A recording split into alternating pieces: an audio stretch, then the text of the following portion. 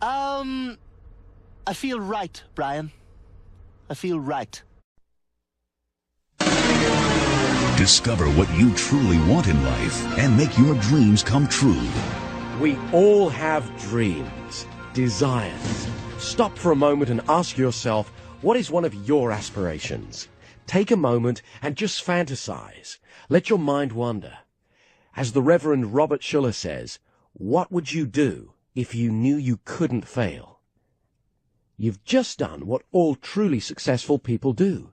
Creative planning, goal setting, daydreaming, call it what you want. All the great creatives throughout history use this creative state of daydreaming to formulate their ideas. Einstein imagined riding on a beam of light, flashing a torch across at another in order to come up with a theory of relativity. Tesla could design a machine perfectly in his mind before he did it in the physical world. Michelangelo, Goethe, Mozart, Walt Disney all referred to the creative daydream state or reverie as a source of ideas. What they were doing was a form of self-hypnosis or a guided imagery technique. But why is it so important? Because for anything to happen in the real world, it first has to happen in the imaginary world. Stop for a moment and have a look around you. Most of what you can see once started as a thought in someone's head. The more you think thoughts of success, the more you become successful. In order for you to improve your life, you need to improve your thoughts. All of us need to do this creative activity of designing goals. Goals are very important. Viktor Frankl, the famous psychologist who wrote Man's Search for Meaning, talked about his experiences in a concentration camp during World War II. He made a personal study of why only 1 in 28 people survived.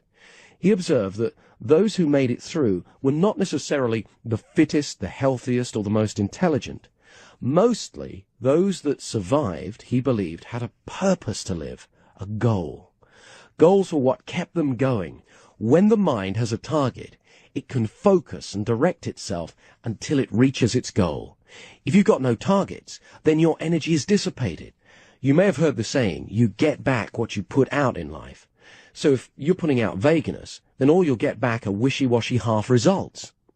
The way to change that is by having certain goals. As Reverend Robert Schuller also says, failing to plan is a plan to fail. Most people's goals are things like to get through the week. They don't actually stop and design the kind of life they truly want to have. Most people are like sheep. They just follow the herd. Less than 3% of Americans write down their goals. They just don't bother to design their destiny. They stumble through life, leaving things to chance, wondering why they feel bad. It's like going out in a boat without a rudder, getting tossed and turned by the waves. You could end up anywhere, rather than deliberately steering in the direction that you want to. Most people spend more time making a list for the supermarket, but don't bother to list the really important things in life that they want. Goal setting is one of those things that will make you better than the rest. The future is a good place to get interested in because you're going to be spending the rest of your life there. As humans, we need something to strive for. I'm sure you've heard about the importance of goals before. It's an important part of every motivational speaker's message. So some of what I'm going to say to you, you may have heard before, but the crucial difference is this time, we're going to help you program those goals directly into your unconscious mind so that they're easier to achieve. Often, what motivational speakers do is tell you what to do and then expect you to go out and do all the work. However, using the amazing techniques on the positivity system, we're going to help you discover what it is you truly want and then program those things into your mind so you focus on them like a laser beam, so you take control of your life and steer it in the direction that you want. When you have a goal, you have a purpose, a direction, and your mind needs that. In one sense, you could compare the mind with a heat-seeking missile. Its goals are its targets. If you're unclear about your targets, then how are you going to achieve your goals? You can't hit a target if you can't see it. This is worth knowing, because while on course to achieving your goals, you may face setbacks, just as an aeroplane has to correct and change course on its way to a destination. That's why it's important to keep taking in feedback and adjusting to keep on target. Goals determine your direction, your energy levels, the edge of your limitations, what drives you, and ultimately, what makes you successful. An even simpler way of saying this is, and it's a theme of the whole positivity system, you always get more of what you focus on. This can work positively or negatively. For example, some people spend all their time thinking of ways not to be fat. Of course, the problem with that is, in order to not anything, you first have to think about it. For example, what happens if I say to you, try not to think of elephants? You think of them, or the word, or something associated with them. Some people are always saying to themselves, why am I so fat? How can I not be fat anymore? So what are they thinking about fat? And reinforcing that negative suggestion. So remember, in future, always state your goals in the positive. For example, how am I most easily going to become thinner? One thing that all unhappy people that I've ever worked with have in common is that they know what they don't want. They don't like this, they don't like that. They spend so much time focusing upon what they don't want as opposed to what they do want. And guess what happens to them as repetition is the agent of success? By regularly concentrating on what you do want, you'll condition your mind to attract more of it to you. But goals are more than just achieving status or acquiring material things. Attaining your goals is fine, but what you learn and how you grow emotionally, intellectually, spiritually on the way is what really matters. Just as studying at university isn't just about working to get a piece of paper, it's about meeting people, having different experiences, seeing new ways of looking at the world. In other words, it's the journey as much as the arrival that counts. What you achieve is often not as important as who you become in the process. Because when you're working on a goal, the goal is working on you. In the 1960s, President Kennedy talked of putting a man on the moon.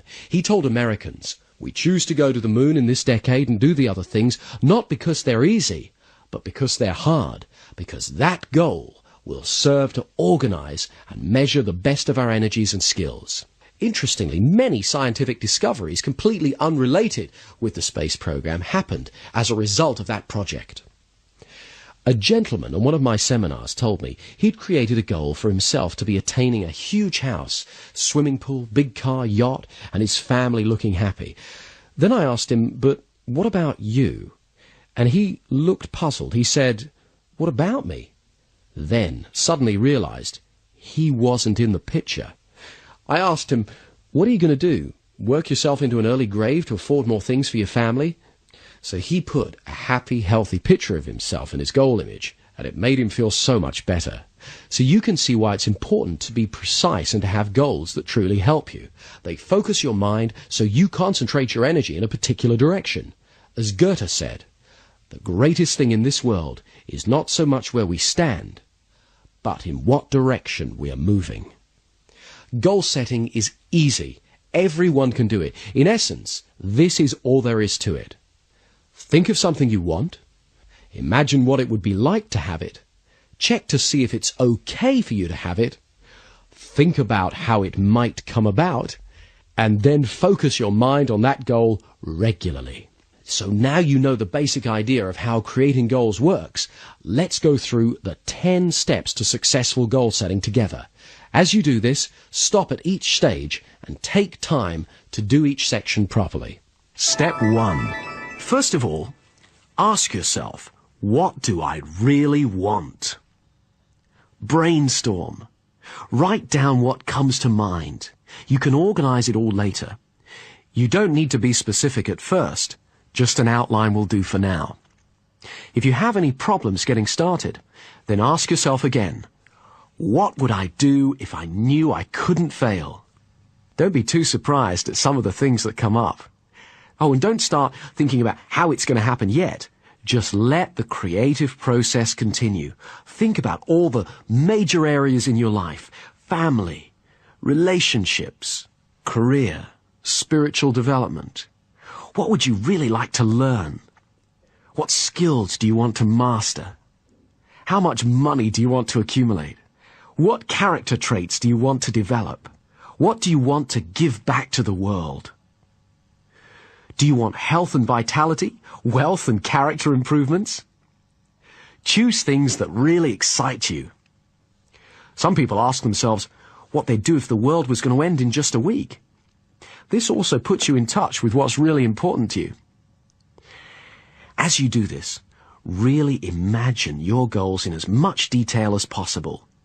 You need to really visualize them. By the way, everybody can visualize.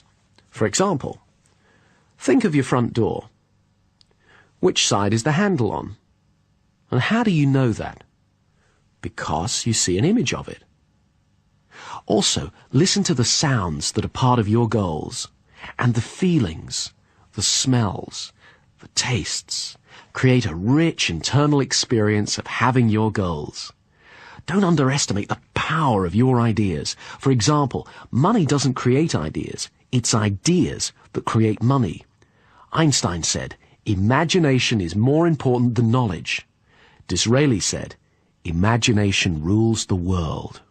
So stop now, complete the exercise, and start it again when you've finished.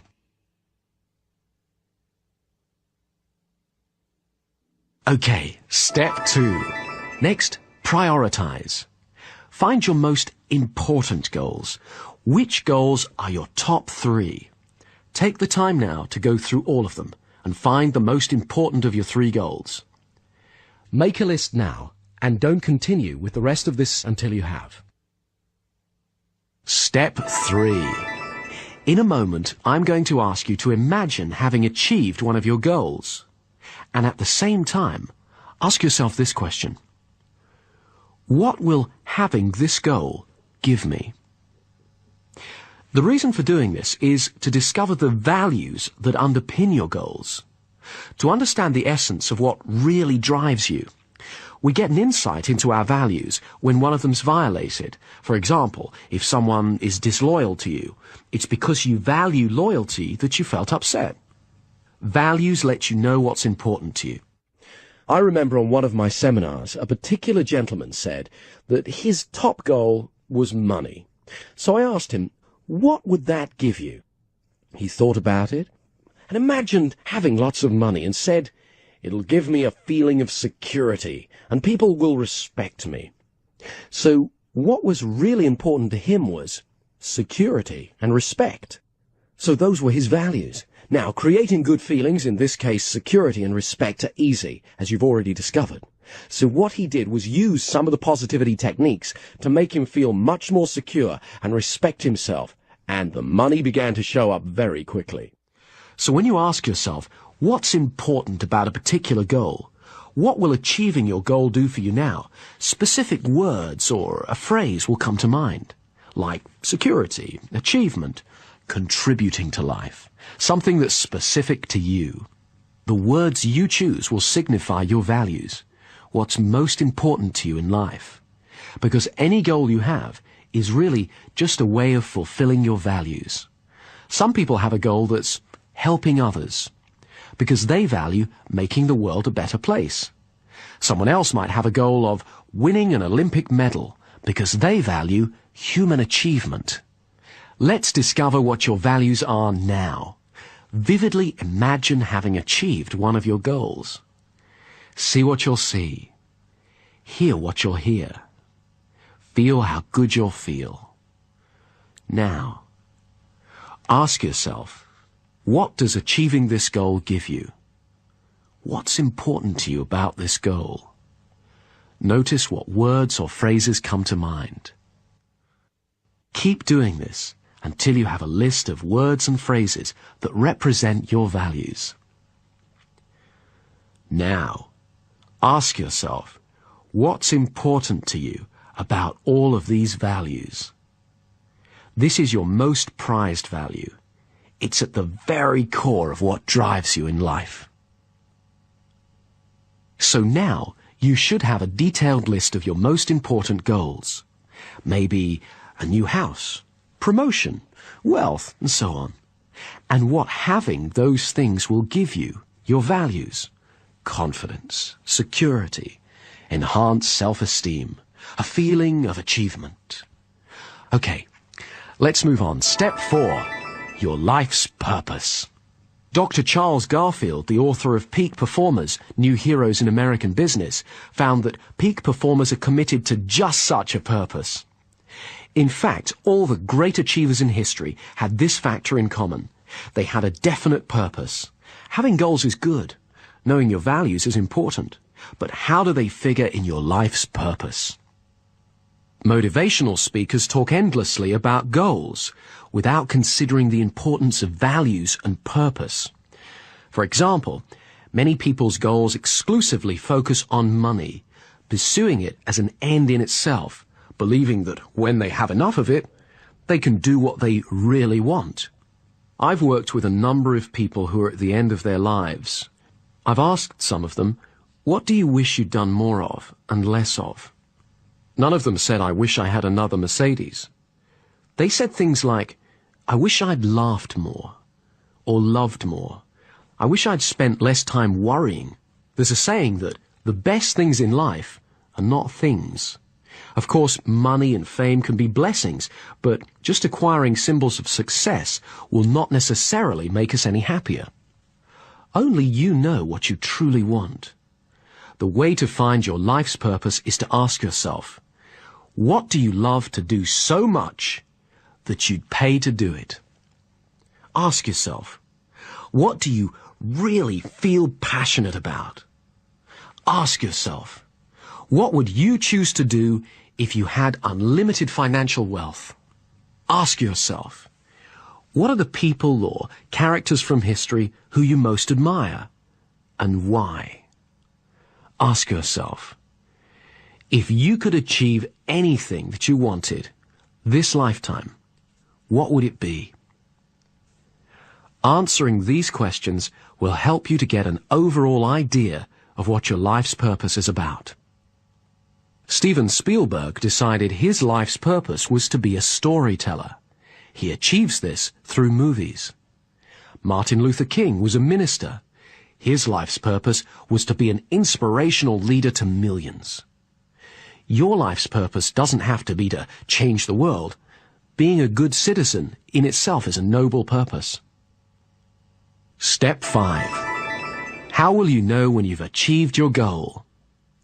Some people have no way of knowing, because they don't have a day-to-day method of measuring whether they're on course or not. The solution is simple. Be specific and have a validation procedure. You need to have sensory-based information. What will you see when you achieve your goal? What will you hear? What will you feel? What will you smell and taste? This will give you a way of knowing if you're getting nearer or further away from your goals. Some people place the validation too far in the future. They only see the end result, a big house or car, or they hold off their happiness until they achieve these. You need some signposts of success on the way. These could be smaller goals. On the way to great wealth, there may be smaller but significant amounts of wealth that let you know that you're heading in the right direction. Think of the smaller steps on the way to achieving your bigger goals. Step 6. Now, do what we call an appropriateness check. As you project into the future, check to see that having your goals is genuinely for your good and doesn't harm others. Sometimes on our way to achieving a goal, we can overlook important factors. What good is business success if it's at the cost of your health? Also, check that your goals are in your control and not dependent on others having to change themselves to make you happy. So your goal should be something that you can directly make happen. And then check to see that there aren't any hidden rewards for you not achieving a goal. Also, make sure that they're your goals. Some people choose a profession to please their parents rather than themselves. Do that now. Step 7. Knowing you're on track is easier when you have a timeline of events that need to take place in a sequence that lead you to your goal. So, get an idea of the time it will take you to achieve one of your goals. A month, 6 months, a year, whatever the length of time. Then, working back from your outcome, the big house or the car or whatever, figure out the major steps that will need to take place on the way to you achieving your goal, and then write down those steps. If you like, vividly live those steps. See what you'll see, hear what you'll hear, feel how good you'll feel as you achieve each step on the way to getting your goal. It helps to get a clear, big, bright image of each step. So you need to think through the final result and the steps that lead you there. Next, we're going to do an experiment to find out how you organize time in your mind. Dr. Richard Bandler, the founder of NLP, developed a wonderful technique called timelines. This is how it works. Think of some activity that you do every day, like brushing your teeth or getting dressed. Think about doing it tomorrow, and notice that an image comes to mind. Notice where you make that image in your mind. Is it in front of you? Is it to the left or the right? Next, think about doing that activity a week from now, and notice where you make the picture. Is the image in front of you? Is it to the left or the right? Is it further away than the other image? Whereabouts is it? Next, think about doing that activity 6 months from now, and once again, notice its location. Is it right in front of you? The left? The right? Is it further away? Whereabouts is it? As you look at the locations of the images, you're able to see time moves in a particular direction for you. Does the future extend out in front of you? Or does it run from left to right, like a strip of movie film? Does it curve in a particular direction? Where's the past? Is it behind you, or is it somewhere else? Take a moment to understand the direction that time moves for you in your mind. A small number of people have no specific direction. They just have everything in front of them. By looking at the direction of time with that activity you chose a few moments ago, you can see where you represent present time and how it leads to your future. We call this your timeline. Step 8. Stop and ask yourself, what's likely to get in the way of me achieving my goal? Think of what the obstacles are, because by knowing the problems in advance, you'll find it easier to overcome them. Lack of specialized knowledge, space, time, money. Will you have enough confidence to achieve your goals? Do you start things and then not finish them? Will some people not take you seriously? What kind of obstacles? Write them down. Projecting into the future and foreseeing obstacles gives the benefit of hindsight before you achieve something. Next, ask yourself, what am I going to need to do to overcome these obstacles? Who will I have to become? What kind of character traits will I have to develop? It's really important to handle these problems as early as possible. Then you'll be more confident about succeeding. Next, think of some times in the past when you've exhibited those positive character traits, or similar ones. Or imagine what it would be like if you did have those qualities. For example, if it's, say, confidence, think of what it would be like if you were totally confident, filled with inner certainty and optimism. Then imagine how you would approach one of your goals. Notice the difference in your attitude and the way your behavior changes as a result. Step 9. Make a list of all the resources that you have. Just as if you were going off on a holiday, you'd want to pack all the things you'd need so that you could really enjoy yourself.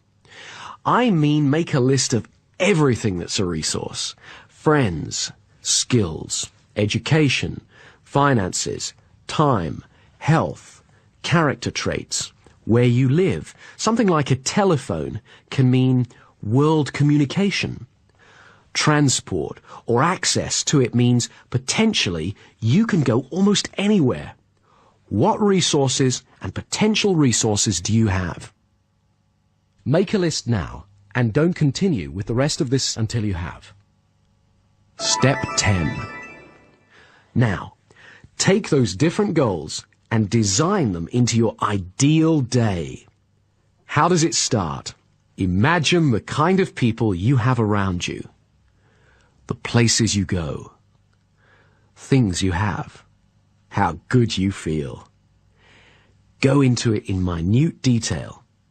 When you do this, you are designing, so make it right. Make it so it feels really good. When you do it, go on your ideal day. What are some of the things that let you know how successful you are? Like Tesla, design your ideal day in precise detail. Let your unconscious know exactly what it is that you want.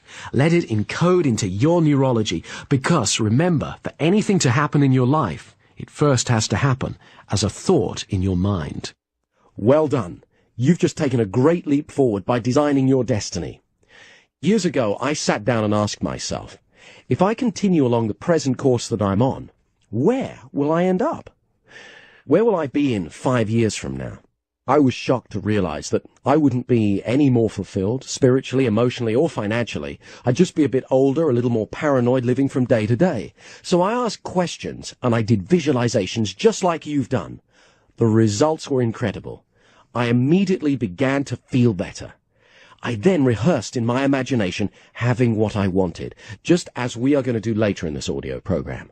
I suddenly found I had more energy. My finances took on an incredible upturn. I became known in over 42 countries. Rock stars, movie stars, even royalty wanted to work with me. And then I began to attract around me the kind of people that I'd always wanted to. When I walk down the street now, I'm struck by how much wealth there is in the world. You know, once there was nothing. And look how much there is now. Which brings us to the next golden rule of success. All top athletes use mental rehearsal techniques. That is, imagining the game, race, or event going as they want it to, over and over again in their imagination. It works on a simple principle. Your nervous system doesn't know the difference between a real or a vividly imagined experience. That's why all simple positive thinking stuff doesn't really work. Just saying to yourself, day by day, in every way, I get better and better, won't necessarily make any difference. Just as if you said to your heartbeat, speed up, it won't go any faster. But if you imagined walking down a dark alley at night, hearing footsteps behind you, your heartbeat would speed up. The same rule applies to goals. To make sure you attain them, you must condition your nervous system to expect them. At least twice a day, take the time to vividly imagine and immerse yourself in the experience of achieving and living your goals.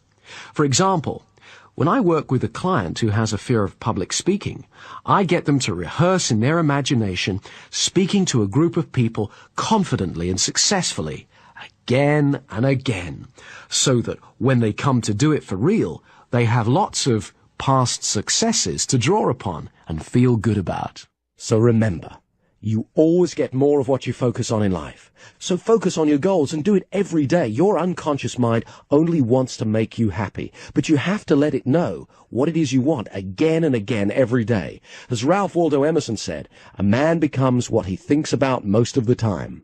Now, you've some goals to think about continually, morning, noon, and night. Turn your goals into an obsession. As you regularly do that, you encode that new cybernetic map into your mind, and that'll guide you to a destiny of happiness, abundance, and fulfillment. Keep your mind focused as you fall asleep at night on what it is that you want. Make a scrapbook. Have a picture or a symbol of your goals so that you can concentrate on them every day. Turn your goals into an obsession. Finally, take action.